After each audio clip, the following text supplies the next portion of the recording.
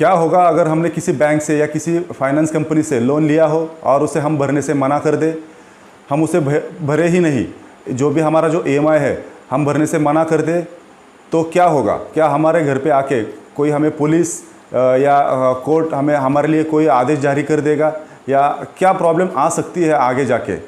तो आज का वीडियो उसी के ऊपर। नमस्कार दोस्तों, मेरा नाम है नीलेश और आप देख रहे हैं TNS टेक्निकल चैनल पर है। अगर अभी तक आपने चैनल को सब्सक्राइब नहीं किया तो प्लीज़ चैनल को सब्सक्राइब कर दे और बेल आइकन की घंटी भी दबा दे, क्योंकि ऐसे हम नए नए टॉपिक पे हम वीडियो लाते रहते हैं, तो आप जल्दी से सब्सक्राइब कर दे। तो चलिए करते हैं शुरू।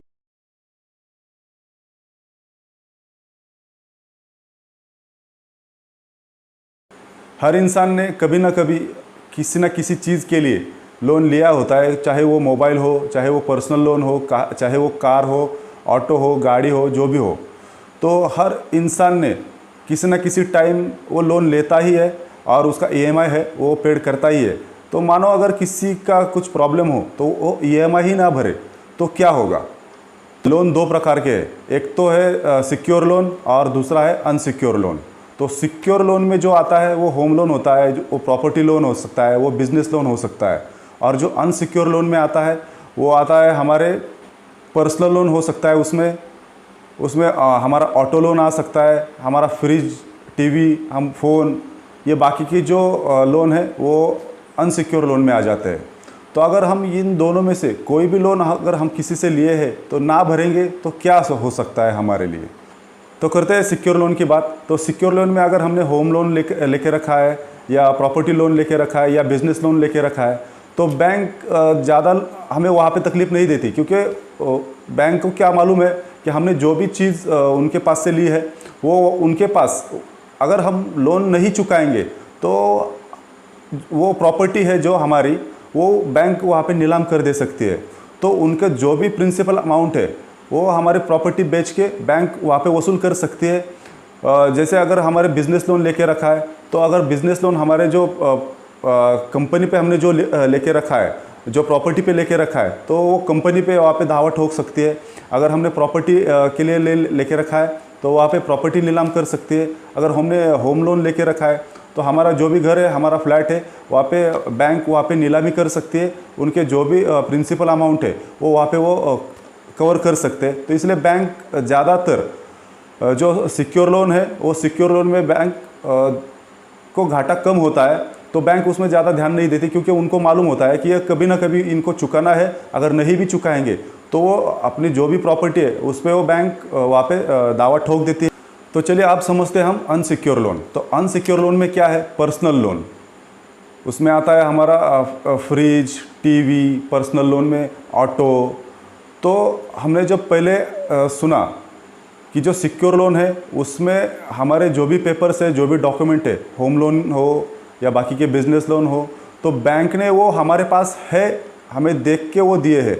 तो इसमें थोड़ा सा अलग डिफरेंट है। इसमें क्या है कि अगर हमें कोई ऑटो लेना है तो हमारे पास वो चीज़ नहीं है, फिर भी हमें बैंक वो चीज़ हमें ख़रीदने के लिए वो हमें लोन बैंक वहाँ से देती है, या वो फाइनेंस वहाँ से देता है। तो अगर हम कोई ऑटो का वहाँ पे लोन नहीं भरेंगे, फ्रिज का लोन नहीं भरेंगे, तो होगा क्या? जो हमारा ऑटो है, जो हमारी बाइक है, वो बाइक हमारे बैंक वहाँ पे उसको पकड़ के उठा के लेके जाएगी।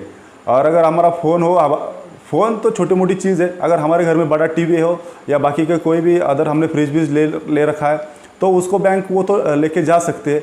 लेकिन अगर उसकी प्राइस अगर 10,000 की कोई चीज़ हो, तो अगर हमने 2-4 महीने उसे यूज़ किया है तो उसको बैंक को थोड़ी ना वो 10,000 रुपये मिलेंगे। तो बैंक थोड़ा सा पर्सनल लोन या जो भी अनसिक्योर लोन है उनको थोड़ा देने में हिचकिचाती है, उनको थोड़ा सा वहाँ पे प्रॉब्लम आ सकता है। तो अगर हम नहीं भरेंगे तो क्या होगा? तो देखिए, पहले तो अगर हम लोन नहीं भरेंगे तो 90 दिन के बाद हमें बैंक की तरफ से या फाइनेंस की तरफ से हमें एक लीगल नोटिस जारी किया जाता है। वो 3 महीने के बाद हमारे घर पे बाय पोस्ट हमारे घर पे आ जाता है। तो उसमें वहाँ पे साफ साफ वहाँ पे मेंशन किया होता है कि आपका जो ये लोन अमाउंट है और आपकी जो ये प्रिंसिपल अमाउंट इतनी बनती है, तो आपको ये ईएमआई के द्वारा भरना पड़ेगा, या तो वहाँ पे सेटलमेंट करके आपको बैंक की तरफ से आपको वहाँ पे बोला जाता है। तो अगर हम 90 दिन के बाद भी अगर लोन भरने के लिए मना कर दे या कोई भी ईएमआई भरने के लिए मना कर दे, तो बैंक क्या करेगा? आपके पास घर पे आएगा। तो अगर आपके घर के पास आएगा या आपके घर में, उसके बाद आपसे थोड़ी सी बातचीत करेगा, आपने फिर भी उनसे मना कर दिया, तो बैंक सीधे आपका जो सिविल होता है, आपके सिविल पे डायरेक्ट इफेक्ट कर देगा कि इस इंसान ने लोन भरने के लिए मना कर दिया है, या ये इंसान जो भी है ये भरने के लिए मना कर देता है। तो आपके जो भी सिविल है वो वहाँ पे बैंक ख़राब कर देता है। आपको आगे जाके आप कोई भी लोन, अगर आपको फ्यूचर में अगर कोई भी लोन आपको लेना हो, तो आप वो फ्यूचर लोन आपको उस टाइम अगर ज़रूरत हो तो आपको मिलने को बहुत ही कठिन हो जाएगा, आपको नहीं मिलेगा। तो बैंक हमारी ये डायरेक्ट यहाँ पे सिविल पे यहाँ पे इफेक्ट कर देता है। अगर सिविल ख़राब करने के बाद फिर भी हम अपना जो लोन अमाउंट है, जो प्रिंसिपल अमाउंट है, वो भरने से अगर मना कर दे, तो अगर बैंक जाएगा कहाँ पे, एफआईआर करेगा, थाने में जाके वहाँ पे एफआईआर कर देगा। तो थाने में जाएंगे, वहाँ पे कोर्ट कचहरी होगी। तो घबराइए मत, क्योंकि होगा कुछ नहीं है। लेकिन मैं ये नहीं कह रहा आपको कि आप जो भी लोन लिए हो या आपको लेना है तो आप उसे चुकाइए मत।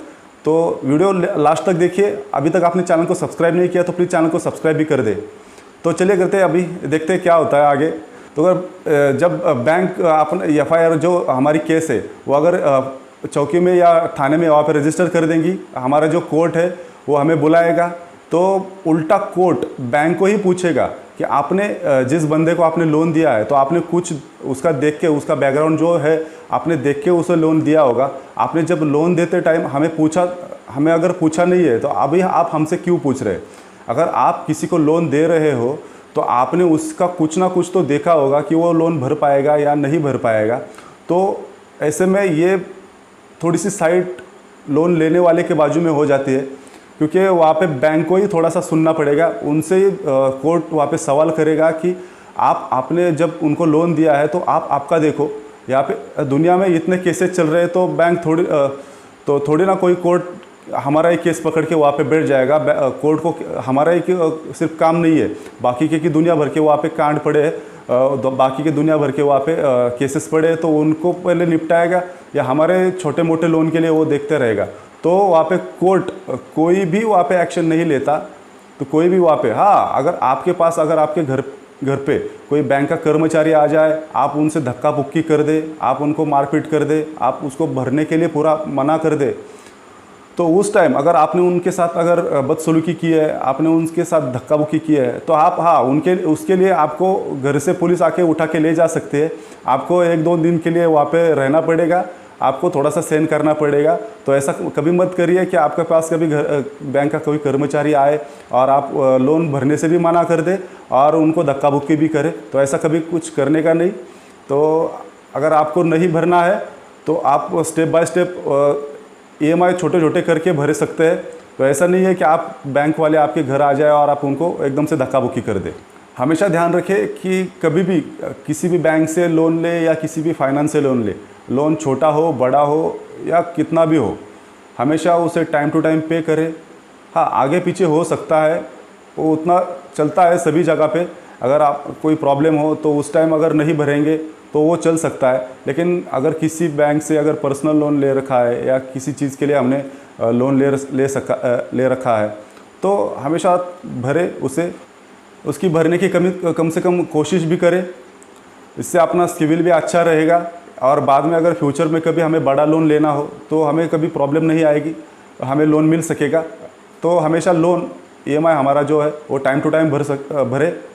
उसे कभी भी भरने के लिए किसी भी बैंक को आप मना मत कर दीजिए।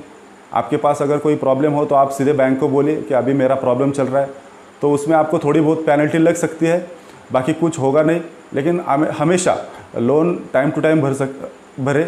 जब हम लोन भरने से मना कर देते हैं तो बैंक, देखिए, जब हम पूरी तरह बैंक को बोलेंगे कि हम लोन नहीं भरेंगे या हम कानाकोची कर देंगे, हम भरने के लिए एग्री नहीं होंगे, तो बैंक की तरफ से लास्ट में एक हमें प्रपोजल मिलता है कि हम थोड़े से सेटलमेंट कर दें। तो सेटलमेंट में क्या होता है कि कभी समझो बैंक को लगे कि ये आगे का जो बंदा है वो लोन अमाउंट वो भर ही नहीं सकता, तो बैंक उस टाइम क्या करते हैं कि जब वो सेटलमेंट जो अमाउंट होती है, जो हमारी जो प्रिंसिपल अमाउंट होती है, तो बैंक क्या करता है, जो प्रिंसिपल अमाउंट जो बनती है हमारी, तो उसमें थोड़ी सी छूट देके, या जो उस पर ब्याज बन रहा है, जो उसका परसेंटेज बन रहा है, जो हर हफ्ते हम जो ईएमआई के द्वारा भर रहे हैं, तो बैंक उस टाइम एक प्रपोजल हम पे दे देती है उस बंदे को कि बाबा ये आप इतनी इतनी अमाउंट आप टाइम टू टाइम भरे, ये जो हमने लोन ले रखा है, जो हमारी प्रिंसिपल अमाउंट है, तो उसमें से वो थोड़े बहुत इधर उधर करके हमारे लिए उतना वो थोड़ी कोशिश हो जाती है। तो बस इतना ही। देखिए, अगर बैंक लोन ले रखा है तो हमेशा कोशिश करिए कि आप जो भी EMI भरेंगे वो टाइम टू टाइम भरे, ना कि किसी दूसरे के तरह आप उसे बीच में ही छोड़ दें, क्योंकि हमारे लाइफ टाइम में हमें कभी भी लोन लेने की ज़रूरत पड़ जाती है। तो ऐसे नहीं है कि हमने थोड़ी बहुत अभी अगर 20-25 हज़ार के लिए या 1 लाख के लिए हम अगर लोन नहीं भरेंगे तो आगे जाके हमें कभी 10 लाख 20 लाख की अगर बड़ी ज़रूरत हो तो हमें उस टाइम वो मिलनी चाहिए, उस टाइम वो लोन मिलना चाहिए। तो हमेशा कोशिश करना कि हमेशा लोन टाइम टू टाइम भरे और EMI भरे। और ये टेंशन छोड़ दो कि अगर हम लोन नहीं चुकाएंगे तो हमारे घर पे पुलिस आके हमें उठा के लेके जाएगी या हमें कस्टडी में बंद कर देगी। तो ऐसा कुछ नहीं होता है। ऐसे बैंक वाले फिर सिर्फ थोड़ी सी वहाँ पे धोस देते हैं, क्योंकि उनका काम है, उनका जो लोन है वो चुकता करना होता है। तो ऐसा कतई नहीं होता है कि हमारे घर पे आके हमें पुलिस वाला लेके जाएगा या हमें कस्टडी में बंद कर देगा, हमें जेल हो जाएगी। तो ऐसा कुछ नहीं होता है। बस टाइम टू टाइम पेमेंट भरे, टाइम टू टाइम EMI भरे, तो बाकी कोई भी प्रॉब्लम नहीं आएगी। तो बस इतना ही। अगर अभी तक आपने चैनल को सब्सक्राइब नहीं किया तो प्लीज़ चैनल को सब्सक्राइब कर दें, क्योंकि ऐसे हम अलग अलग टॉपिक पे वीडियो हमेशा लाते रहेंगे। तो चलिए मिलते हैं अगले वीडियो में, तब तक के लिए जय हिंद।